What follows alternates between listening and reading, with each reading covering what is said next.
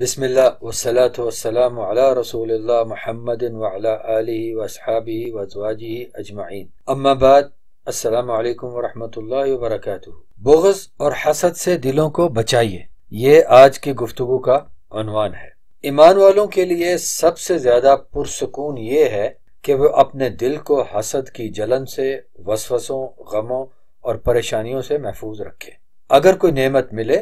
تو اس میں اپنے دوسرے مسلمان بھائی بہنوں کو بھی شامل کرنے کا حوصلہ رکھے اور خود پر اللہ کی نعمتوں کا احساس رکھے، اللہ کے سامنے اپنے فقر کا احساس رکھے،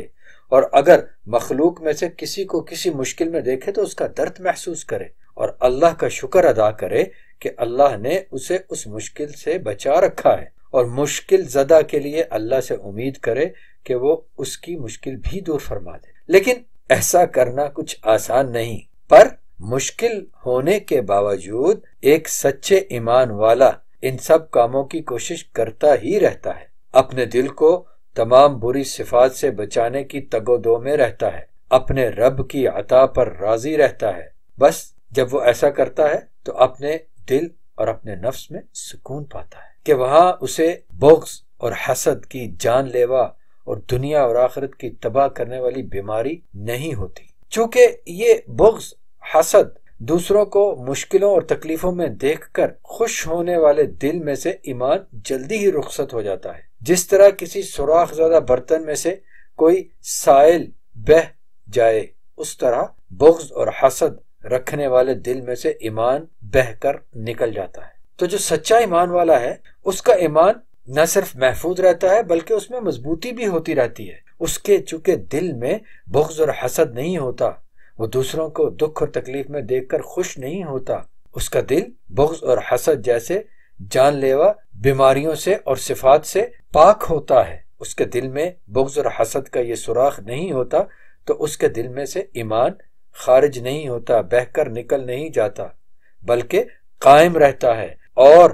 اللہ کا شکر گزار رہنے کی وجہ سے اس کا ایمان مضبوط ہوتا چلا جاتا ہے، اس میں بڑھاوا ہوتا چلا جاتا ہے۔ یہ خصوصیت ایمان والوں میں ہی ملتی ہے کہ وہ عمومی طور پر ساری مخلوق کے لیے اور خصوصی طور پر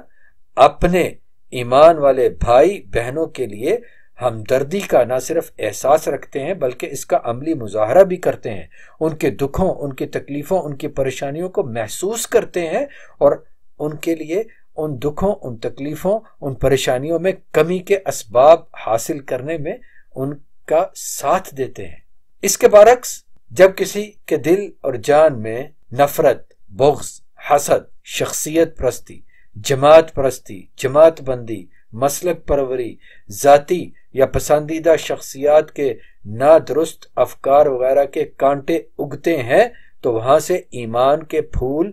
رخصت ہو جاتے ہیں۔ ایمان والوں کے ہاں، سچے پکے ایمان والوں کے ہاں ایسے کانٹوں کی کوئی گنجائش نہیں، سوائے اس کے کہ ان کی نفرتیں صرف اور صرف اللہ عز و جل اور اس کے آخری نبی اور رسول کریم محمد صلی اللہ علیہ وعلی آلہ وسلم کی محبت میں ہوتی ہیں۔ وہ صرف ایسے لوگوں سے نفرت کرتے ہیں جن پر اتمام حجت ہو چکا ہو، اور وہ لوگ اپنے کفر اور عناد اور اللہ تبارک و تعالی اور اس کے آخری نبی اور رسول کریم محمد صلی اللہ علیہ وعلی آلہ وسلم کی نافرمانی سے باز نہ آتے ہوں اور اللہ کی مخلوق کے لیے فتنہ اور فساد کا مستقل سبب بنتے ہوں۔ ایک سچا ایمان والا صرف ایسے لوگوں سے ہی اللہ کے لیے نفرت رکھتا ہے۔ یاد رکھیے، یہ عین ممکن ہے کہ شیطان اور اس کے پیروکار کسی عقل مند مسلمان کو غیر اللہ کا پجاری بنانے میں ناکام رہیں، لیکن یہ ان کے لیے بہت آسان ہے کہ وہ اس مسلمان کو دوسرے مسلمانوں اور انسانوں سے کسی جائز سبب کے بغیر نفرت کرنے والا بنا دیں۔ جی ہاں، اس کی خبر ہمیں صادق المصدوق اللہ تبارک و تعالیٰ کے بعد سب سے سچی ہستی محمد رسول اللہ علیہ الصلوۃ والسلام نے اس کی خبر دی ہے۔ فرمایا ہے کہ ان الشیطان قد ایسا ان یعبدہ المسلون فی جزیرۃ العرب ولکن فی التحریش بینہم۔ شیطان اس بات سے تو مایوس ہو چکا ہے کہ جزیرہ عرب میں نماز پڑھنے والے اس کی عبادت کریں گے، لیکن ان کے درمیان فتنہ و فساد اور جنگ و جدال سے نہیں، یعنی ان کے درمیان، مسلمانوں کے درمیان فتنہ اور فساد پھیلانے اور ان کے درمیان جنگ اور جدال کروانے سے وہ مایوس نہیں ہوا۔ صحیح مسلم میں کتاب صفت القیامت والجنت والنار، اس کے باب نمبر 17 میں یہ حدیث شریف ہے۔ تو میرے محترم مسلمان بھائیوں اور بہنوں، ہمیں اس بات کی طرف زیادہ، بہت زیادہ توجہ دینی ہی چاہیے کہ ہم مسلمانوں کے درمیان جماعتوں، مسلکوں، اپنی اختیار کردہ دینی یا دنیاوی شخصیات، سوچوں، افکار، فلسفوں، جغرافیائی حدود، خاندانوں اور قبیلوں وغیرہ کی وجہ سے کوئی بغض اور حسد پیدا نہ ہونے دیں، بلکہ سب کو ایک دوسرے کی خیر کا متمنی ہونا چاہیے، ایک دوسرے کی خیر کا خواہش مند ہونا چاہیے، بلکہ ایک دوسرے کے لیے خیر حاصل کرنے میں ایک دوسرے کا مددگار ہونا چاہیے۔ توجہ سے سنیے کہ ہمارے محبوب اور اللہ سبحانہ و تعالیٰ کے آخری نبی کریم رسول اعظم محمد صلی اللہ علیہ وعلی آلہ وسلم کا ارشاد مبارک ہے کہ لا حسد الا فی اثنتین، رجل آتاہ اللہ مالا فسلطہ علی ہلکتہ فی الحق، ورجل آتاہ اللہ حکمتا فہو یقضی بہا ویعلمہا۔ دو چیزوں کے علاوہ کسی چیز کے بارے میں حسد کرنا جائز نہیں۔ کسی شخص کو، پہلی چیز کیا ہے کہ کسی شخص کو اللہ نے دولت دی اور وہ اس دولت کو حق کی بلندی کے لیے پوری طرح سے خرچ کر دے، کرتا ہی رہتا ہے اس خرچ۔ اور دوسری چیز یہ کہ وہ شخص جسے اللہ نے حکمت عطا کی ہو، وہ اس کے ذریعے فیصلے کرتا ہو اور اس کی تعلیم دیتا ہو۔ صحیح بخاری میں کتاب الزکوٰۃ اور صحیح مسلم میں کتاب صلاۃ المسافرین میں یہ حدیث ہے۔ صحیح بخاری میں کتاب الزکوٰۃ باب 5 ہے، اور صحیح مسلم میں کتاب صلاۃ المسافرین میں باب 47۔ علماء کرام رحمہ اللہ، ائمہ کرام رحمہ اللہ کی تشریح کے مطابق اس حدیث شریف میں حسد سے مراد تمنا کرنا ہے، جلنا نہیں۔ حسد سے مراد تمنا کرنا ہے کہ ان اشخاص کو اللہ تبارک و تعالیٰ نے جو خیر دی وہ خیر ہمیں بھی عطا ہو۔ عام طور پر حسد سے جو کیفیت مراد لی جاتی ہے وہ تو اسلام میں حرام ہے، شدید مذموم اور ناپسندیدہ ہے۔ اللہ تعالیٰ نے حاسدوں کے شر سے محفوظ رہنے کے لیے دعا کرنے کا حکم دیا ہے، اور اس کی تعلیم دیتے ہوئے اپنی کتاب میں سورۃ الفلق نازل فرمائی۔ تو اس حدیث شریف میں حسد سے مراد وہ حسد نہیں جو ایک عام کیفیت ہوتی ہے جلن کی، کسی کے پاس کوئی خیر، کوئی نعمت دیکھ کر دکھ کی،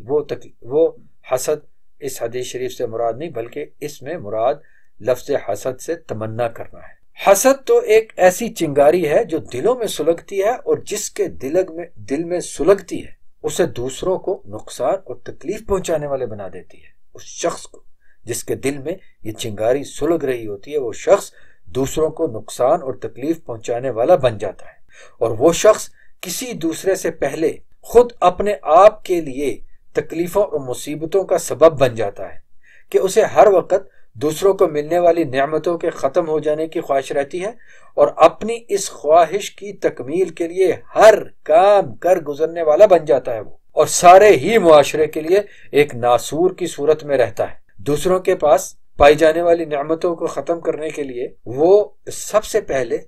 جو ہتھ کنڈے استعمال کرتا ہے، جو حرکتیں کرتا ہے، ان میں دوسروں پر جھوٹے الزام لگانا اور غیبت کرنا، چغلی کرنا وغیرہ ہوتا ہے۔ یہ سبھی کام سراسر حرام اور کبیرہ گناہ ہیں۔ شاید ہی مسلمانوں میں سے کوئی ایسا ہوگا جو ان کاموں کے بارے میں یہ نہ جانتا ہو کہ یہ حرام ہے، کبیرہ گناہ ہے، لیکن حسد کرنے والے جاننے کے باوجود شیطان کے پھندے میں اس طرح پھنستے ہیں کہ وہ ان کاموں کو کر کے اپنے دل میں حسد کی جلن کو کم کرنے کی کوشش کرتے ہیں۔ میرے محترم سامعین، بھائیوں اور بہنوں، غور کیجئے کہ ان کبیرہ گناہوں کا شکار ہونے کا سب سے بڑا اور عمومی سبب کیا ملا؟ دلوں میں ناجائز بغض اور حسد۔ حسد کے نقصانات میں سے صرف یہی کام نہیں ہے کہ ان گناہوں کا شکار ہو جاتا ہے، بلکہ اور بھی گناہوں کا شکار ہوتا ہے۔ غور کیجئے کہ کسی کو عطا ہونے والی کسی نعمت، کسی خیر پر حسد کرنا کیا ہے؟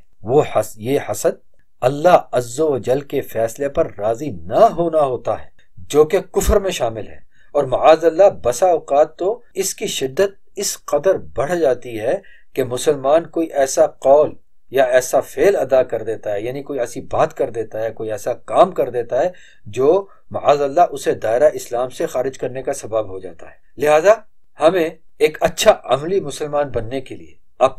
اپنے ارد گرد والوں کی دنیاوی اور اخروی خیر کے لیے